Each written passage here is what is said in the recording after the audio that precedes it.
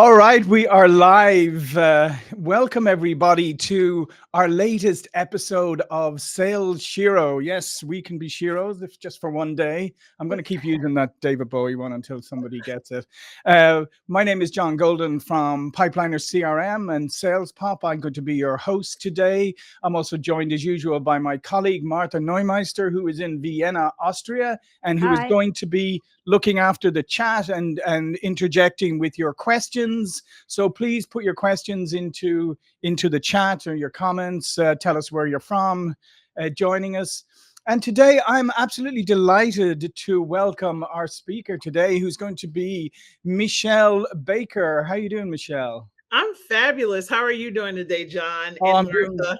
How are Yeah, you all? we're Thank you. great, and Or I'm and in Texas, so how y'all doing is what yeah, exactly. Yeah, and Meshell is the founder of Meshell Baker Enterprises. She does keynotes, workshops, coaching, and retreats for business owners, business leaders, and sales leaders on topics such as confidence, imposter syndrome, and leadership. And that's what we're going to talk about today. Is we're going to talk about how to thrive through tough times and how to master your mindset for sales success and success in general. Meshell, let's talk about when you talk about mindset. Let's get people set right from the baseline, right? Mindset is something that you actually do have control over, right? Oh, absolutely. I heard this phrase and I've really embraced it. It's a simple way to think about it. Our mentality is our reality. So basically, whatever I am thinking, I am creating. Mhm.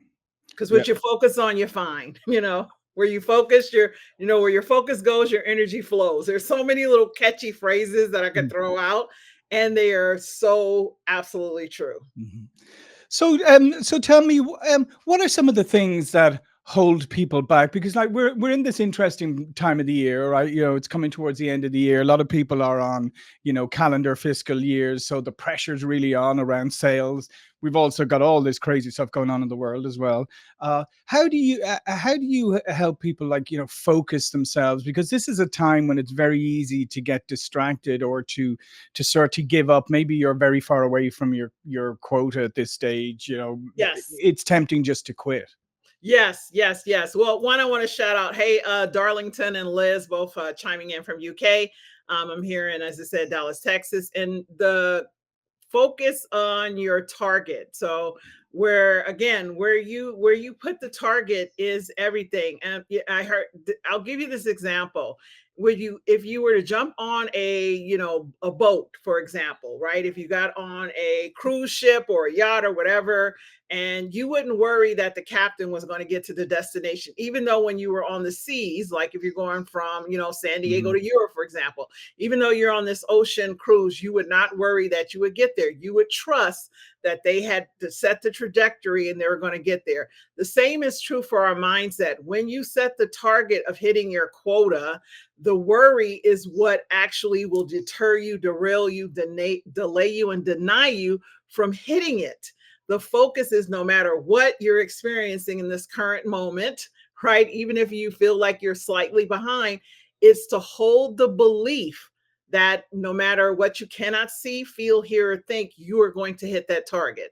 The people who are successful in sales set the target and focus on the target regardless of daily outcomes, because they know it's the consistency of their belief that changes their behaviors and helps them see opportunities, because opportunities show up as challenges, difficulties, obstacles, setbacks, but it's your mindset that will help you to see through all of that, to see where the opportunity lies. If you don't think in terms of opportunity, if you're thinking in terms of worry, frustration, overwhelm, all you will see is more worry, frustration, and overwhelm.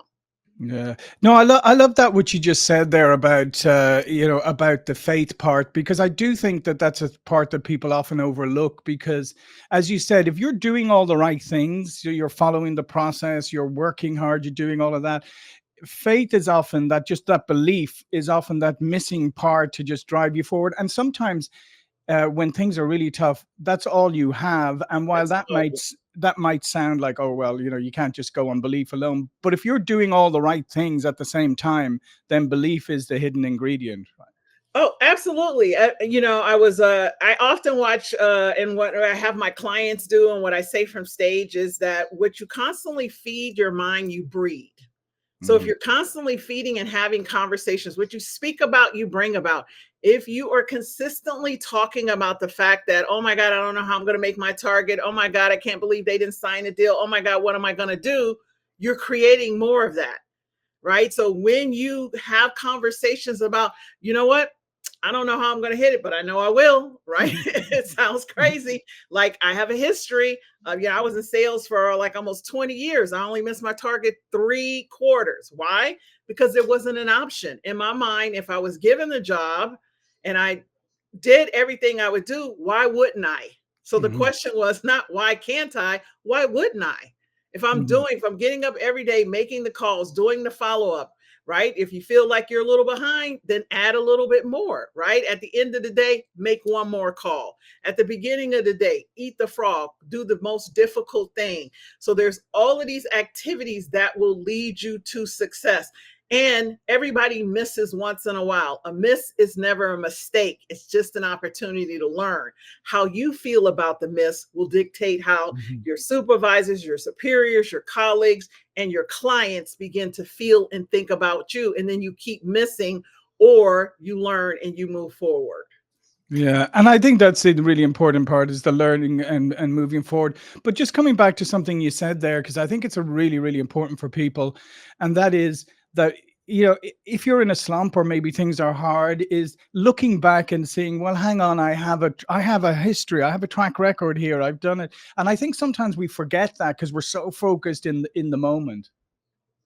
Yes, yes, and that is that is many people are so busy moving forward, right? So the only time we ever have is currently in this Mhm. moment, the present. However, people often, when they are feeling challenged, they begin to dictate their future based on the past, right? So, Mhm. oh my God, I made a mistake. It's not going to be great. Instead of slowing down and actually remembering what it feels like to succeed, remembering that if you Yeah. have come this far, you more than likely have an instance in your life or an occurrence or an experience in your life where you actually overcame something challenging.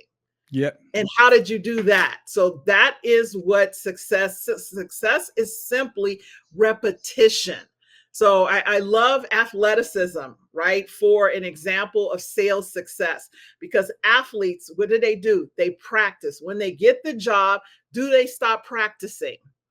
No, they No. never stop practicing. It's amazing how many sales reps get the job and stop practicing.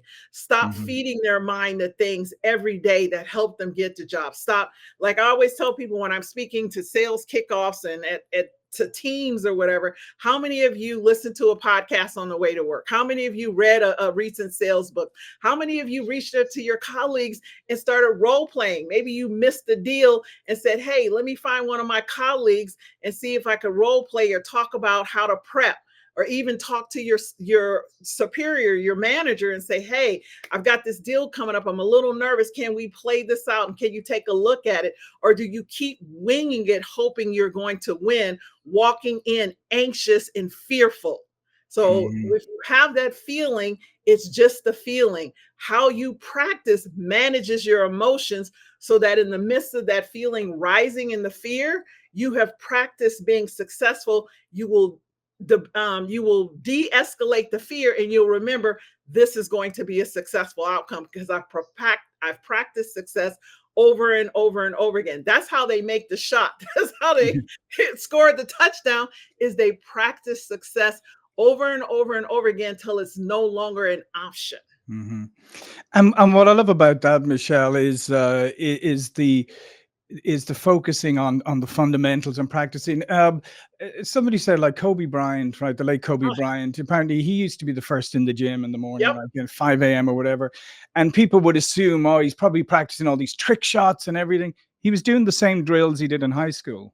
Yep. because he knew that if in the fundamentals are for everything. And I think that's one of the things is if you're in a slump or things aren't going well, or what, as a salesperson, is go back and ask yourself, am I doing all of the fundamentals, or am I taking shortcuts? Have I stopped doing have I stopped looking after the basics?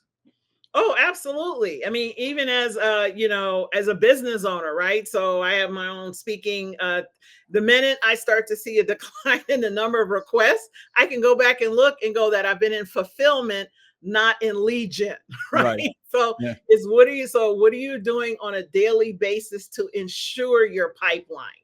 Mm. Right? How many conversations are you having? And also come to learn, if you're not tracking it, that means you cannot measure it. And that Right. which is not measured cannot be multiplied or modified, period. Absolutely. Martha, we have a question. Yes, we have two. Oh, very good. One is what are some daily practices to build a strong sales mindset? I think you talked already about it, but maybe you can make some examples how it could really work. So this is the first question. You want to answer Yes, it? I'll go ahead and Okay. address that one. So the first thing I always do is, and I tell, this is something I tell every one of my clients, is that they are required. So when I work with people, I promise and commit that they will have the habit of believing in themselves. And what it starts with is their morning routine. I tell, if you master your morning, you will slay your day. The challenge is you do not start to feel the outcome of the day immediately. It takes weeks up to a month. It is the repetition, the consistency and the repetition of a morning routine where you are visualizing, you're doing affirmations, you're doing gratitude, you're actually saying thank you that the day went well before you ever had the day. That's And this great. means getting up without looking at your calendar, without looking at social media, without looking at the news. It is just you and you, because everywhere you go, the voice in your head is with you. And right now, if you're not successful in sales, I promise you that voice is wearing you out. So I- the way you get that voice on your side is you must Yeah. feed it every single day, that today is going to be amazing. You must start to give it the target and have it imagine that the voice in your head is just your imagination, and it's imagining what goes wrong because you have not been feeding it Mm. what will go right, what will go well, what will be incredible, what Yeah, success yeah. looks like. So when you do that every single morning, it takes time, but it will catch up. And before you know it, you and you will be having this conversation. And that's how you begin to have the mindset. When the moment you worry, the voice is like, oh my God, it's going to go wrong. Instead, it'll start going, hey, we're fine. You got this. You've been doing everything you need to do. It will start speaking back to you in an affirming manner. Yeah, It's and by not. the way, I love that. So I just wanted to add on. I love that because I think that morning thing is so important. And let's face it, I think sometimes you got to tell yourself, okay, would I get up and have cake and ice cream for breakfast? You say, no, probably not the greatest way to start your day. Yeah. You got to think of social media and those things like having ice cream and cake for breakfast. It's Oh, not going to set you up. I love that example. That's perfect. Yeah, you would not have cake and ice cream and candy bars for breakfast. And that's what happens with social media. People don't give themselves time to actually just be with yourself. You start running, right? Mhm. Social media is going to make you feel inadequate and insecure. Your calendar, all that's going to do is create scarcity and lack. I don't Yeah. have enough time. I have to, I need to. So you're immediately, within 10, 15 minutes, most people's heart is already racing. They already feel overwhelmed and frustrated by the day. And what Yeah. I'm telling you is you must set the tone that today is going to be like, today is Wednesday. I literally get up, I wake up, and as I teach my clients, however you make your morning routine, it must be yours. You must own it and create it yourself. Mine is I open my eyes and say, thank you. I get to be a gift and blessing. And today is Wednesday. So this is going to be the Wednesdayest Wednesday ever Wednesday. I love it. And Martha, what's the next question? Sorry, I just love that. That's great. The next question is how to overcome past failures and successes and use that to achieve a better result. Yes. Okay. So you said past failures and successes. Right. So And use you're that. not overcoming a success, I don't Yeah. think, Yeah. but you're using it to trajectory. So you're looking at the experience. So if it's a failure, I only say failure is only final if you quit. It's not a failure, it's just a learning. Right. As someone who has had deals fall through at the last minute, like I banked it, I had it, I knew I was getting ready to do something and be able to pay something or buy something. And just like a week before, they said no. So it Mhm. happened. So what did I learn? What part of the deal, where did I not confirm? Or sometimes you'll learn it's just part of the process. Mhm. But looking at the steps that it takes to close a deal, and then seeing where you maybe could have asked more questions up front, right at the point, because you will start to recognize there were things that didn't go the way you planned. There's always a point where you could have asked another question or a better question or followed up. You just were fearful that the deal was going to not go through. So you did not do the rock the boat you're like, oh, I don't want to mess it up. So you're not going to do that. So you'll Mhm. begin to look to see, one, as long as you've done everything you can do, then even if it didn't happen the way you wanted it to, it was in your best interest. So that's what you're looking to learn, is where can I always be at my absolute best and trust that I've asked everything I can ask, I've delivered everything I can deliver, I followed up as much as I can follow up. Then it's never a failure. It just wasn't meant to be your client. Yeah, yeah, and I love that too. I had another guest on one time who was saying that when they do their prospecting, they say, okay, if I'm going to, if I land a meeting today, I'm going to treat myself to a movie tonight, right? However, he said at the end of the day, if he hasn't got any meetings or whatever, but he has done absolutely everything he could have, and he looks back and says, I did everything, he goes, I'm still going to reward myself maybe with ice cream or something because, but if he looks back and say, I didn't do everything today, I need to double it up tomorrow. And I think that being honest with yourself is probably the greatest gift you can give. So and I love what you said, because what it brings to mind is self-reflection. So at the end of the day, are you reflecting? Are you just saying this is a good day Mhm. or a bad day? Are you actually stopping? And maybe it's not every day, but every week there needs to be a consistency where, as a seller or just a professional, you are reflecting on what went well. I rarely use the term bad or good, Yeah. right? Because when you're saying it's bad or good, you're actually talking about yourself. So you're either deprecating yourself or you're elevating yourself by saying I was bad or good. It actually didn't go as you planned. And if you understand, change is a constant. Life rarely goes as you planned, Hmm. right? So it's not a good or bad. It just didn't go as you thought it would. So how can I look forward to maneuver or move more things in the direction I'd like them to go? It still doesn't mean it's going to go the direction you want. Yeah. You got another question, Martha? Yes, one more. How I can boost my confidence in high pressure sales situations. Oh. That is a great, great question. So, boosting your confidence in high pressure sales situations. So, one, sit down and reflect on why are you deciding that this is high pressure? Why is it not just a sale? Right? Mhm. So, whatever is making, and then if you have mentors, you have a colleague, or you have a superior, role play. Like, that's the one thing that sales reps, for some reason, do not like to do. It's one of the best tools you have. I remember being a seller, and they would break us up, and then we'd have the meetings, either regional or national, and they'd always have us role play, and people want to lob it in. I'm like, no, this is a safe space. I want you to be as hard as possible, because I want to prepare myself emotionally for when I'm triggered in the meeting or in the sales call, that I no longer back in. I lean into it because I've already acclimated myself to feel that feeling. The reason it's high pressure is because you're thinking feelings instead of focusing on creating a favorable outcome.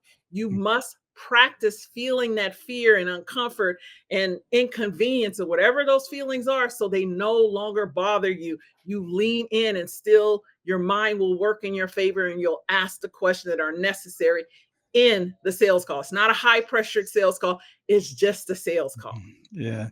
And by the way, one of the things is psychologically as humans, like when you role play, it's like when you do simulations, you actually recall those memories, you recall Yep. those as actual events, not as role plays, not as simulations, as things that happen. And you're so right. When salespeople role play, especially with each other, because let's face it, when a salesperson plays the buyer, they're always the toughest buyer you've ever come across. So it's great practice. Yes. Yes, it's wonderful practice because you're just desensitizing yourself to the emotion that makes you believe it's high pressure. It's not high Mhm. pressure. It's Yeah. just the belief that you have, and you want to desensitize yourself. Just like you said, when it comes back up, you won't have the memory of the role play. What your mind will remind you is that this is not a big deal. Yeah. And what are some other ways that we derail ourselves? Because we all have triggers, right? And I think that's one of the things that is really important to recognize is what your triggers are, because you could be in a situation, everything going swimmingly, and then somebody says something or looks at you in some way or whatever, and suddenly you're knocked off your game.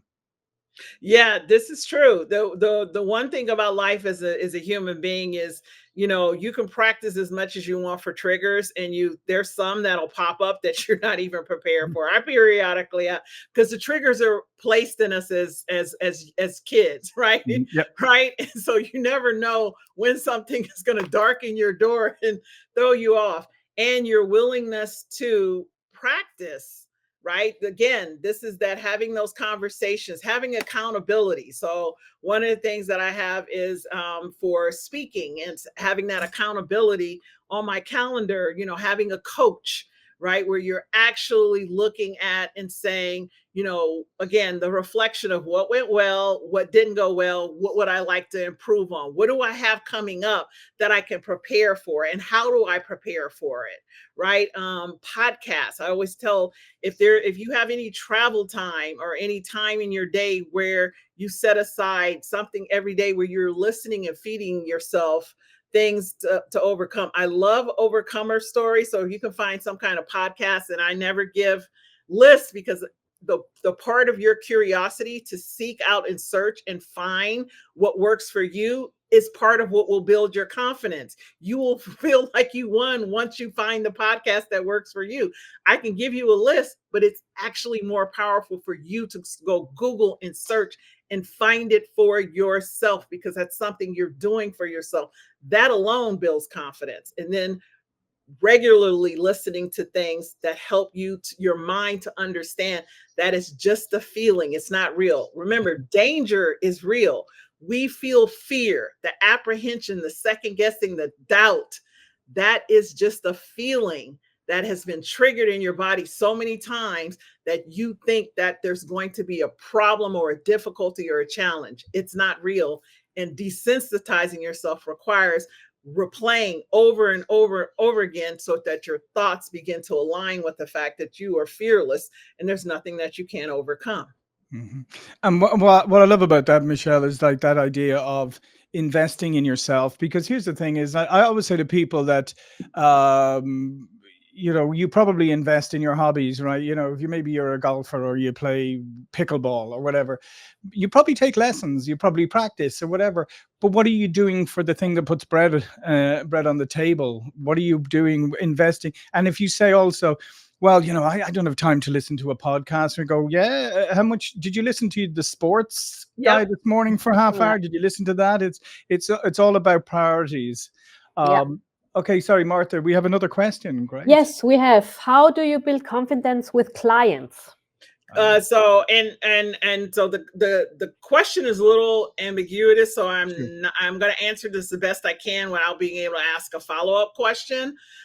So with my clients, one of the first things I do is when I know that somebody is becoming a client and we're moving through that process of building a proposal or discussing, me speaking for them or workshopping for them or coaching for them. One of the things I'm immediately get clear on is what makes you believe that working with Meshell will be in the best. I actually asked that. I'm not scared to ask that. When they, why did you decide you wanted to reach out to me? What was it about me that made you want to have this conversation? And then I Yes, I build on remember that. you asked me this question. on LinkedIn. I did. Yeah, I remember. Yeah. I really did. I ask it all the Yeah. time because when you build on their why, they're connecting with you, then they're going to be more confident about working with you. If I just start assuming, right, without asking that question, I'm actually assuming that what I'm giving them is actually what they need. This is that whole, you know, I'm blanking on the name, but I know John knows what I'm thinking about right now. But it's that initial steps of when you're with the client and you are selling to their why. What matters most to them is why you're there, not what matters to me. It's not about me getting a client. It's about me serving someone so that they are getting the experience and the results that they desired when they initially reached out. Yeah. And what's nice about that too, Meshell, is I mean that shows you uh, a level of confidence, like that you're approaching them as an equal. You're not sort of coming like meekly begging for their business. You're like, well, why me? Like, what has attracted you to this? Meaning that you're putting a value on yourself. Yes. Yes. And that comes with how did I get there? And I'll tell you, I'm in business 10 years. I didn't ask that question before because I was just so happy to get the business, right? And learning when deals kept falling through, when you start having those cricket days, I started evaluating and reflecting on what, reaching out to mentors, reaching out to colleagues. And someone posed that to me. They said, are you asking people why they actually reached out to you? And I was like, no. That's a great one. So listen, in the last couple of moments we have here, I mean, you alluded to this already, but we like to ask all our guests is like, what's your power tip like for setting yourself up for success every day? How do you do it? Oh, it's the morning routine. I cannot speak more. It took me 3.5 years because seriously, I remember I was around a group of people and I was thinking what I heard of it. Like I meditate every morning and I've been meditating for 8 years, 7 months and 3 days. Right. And someone else had been doing it for like long periods of time. So I kept attempting to do what I heard other people were doing. And I would make it to 60 days or I'd make it to 90 days and I'd miss a day. And then I'd feel like a failure. And then I realized it's about me, right? What would make me feel good every day that I did it, and don't count the days because this is something I'm going to be doing. So I stopped counting the days and I just focused on becoming, making it, establishing it, and to integrating it into my identity so I can't not do it. It's non-negotiable at this point. I wake up every day and it expands and contracts because I live in a situation with a disabled sibling and older parents close by, so I could end up in a hospital. So it contracts down to 5 minutes and I'll pick up throughout the day to do the other things I do. But on a regular day, it's almost 90 minutes that I spend time from the time I wake up before I do anything. And so that how you start your day dictates everything. And when you can make yourself the priority, it's called self-care. It will build your self-worth. It will expand your self-image and your self-confidence more than anything else you do. Absolutely. Well, listen, this has been absolutely fantastic, Meshell. Thank you so much for sharing your wisdom. Hey, Martha, great interaction from the audience today. Yes, it was great. Thank you. So thank you, Martha. Thank you all for watching, listening, for putting in your for putting in your questions. Please make sure you share this with other people. We were so lucky today for Meshell to share such great wisdom, and so really do share this with your colleagues. Have a great end to your year. Take what Meshell said and really turbocharge the rest of your year. So thank you, everybody, and thank you, Martha and John. Thank you, audience. Thank you.